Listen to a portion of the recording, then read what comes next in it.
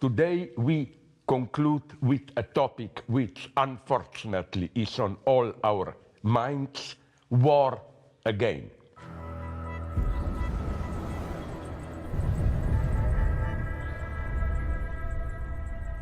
So what has the ongoing war in Ukraine to do with freedom?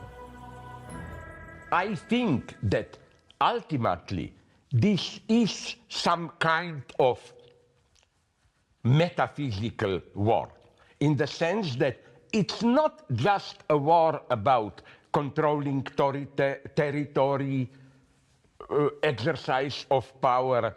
It is ultimately a war between different notions of not freedom but liberty. Who is Putin here? I don't underestimate Putin. He's not just a paranoid maniac who wants to occupy all of Europe.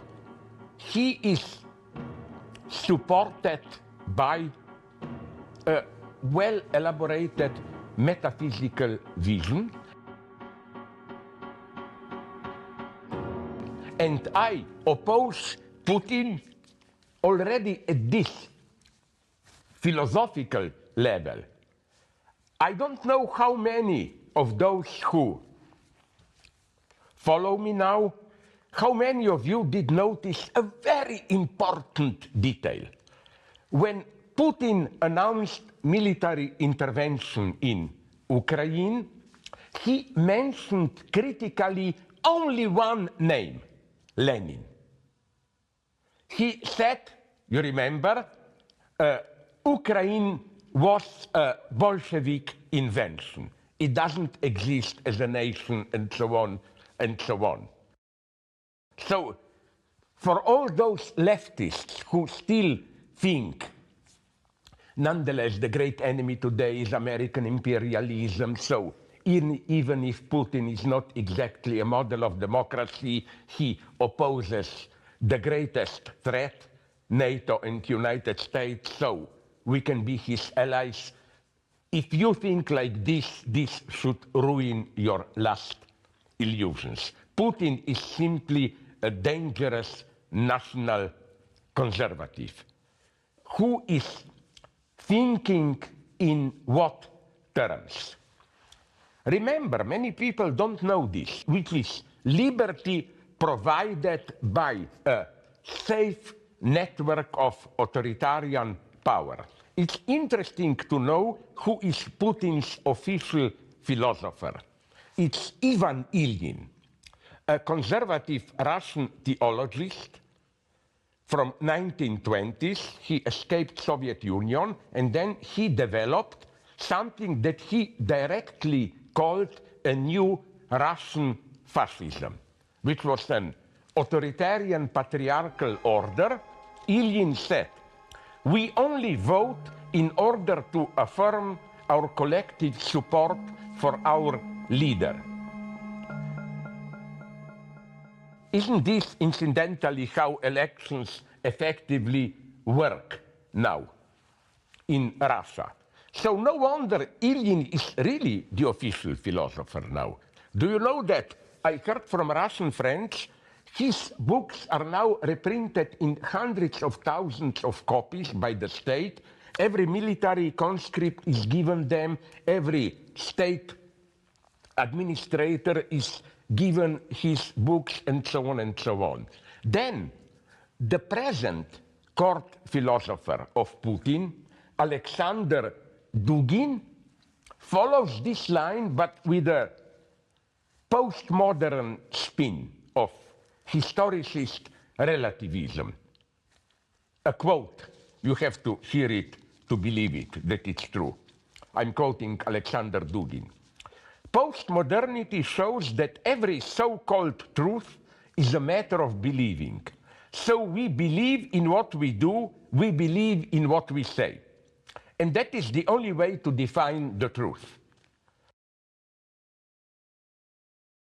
So we have our special Russian truth that you need to accept. if the United States does not want to start a war, you should recognize that the United States is not anymore a unique master. This is the question of who rules the world. Only war could decide really. That's Putin's official philosopher. So what's important to note here is that when Dugin says we have our own truth and so on, he reduces this truth nonetheless to a couple of big spheres. Like we can ask, what about Ukrainian truth? What about Syrian truth? No, they don't care, Russians, about them. Another Russian state philosopher, Dimitri, said brutally, in the next couple of decades, the world will be changed into 4 great spheres of influence: American, Russian, Chinese, and Indian. All other sovereign states will disappear. They will maybe continue to exist formally, but they will be subordinated to this. This is the vision which you should bear in mind, which is no longer the vision of war as a war between nation states. No. This is why I think within their view of the world, Russia is right to claim that their attack on Ukraine is not a war. For them, war would have been the direct war between Russia and NATO or United States.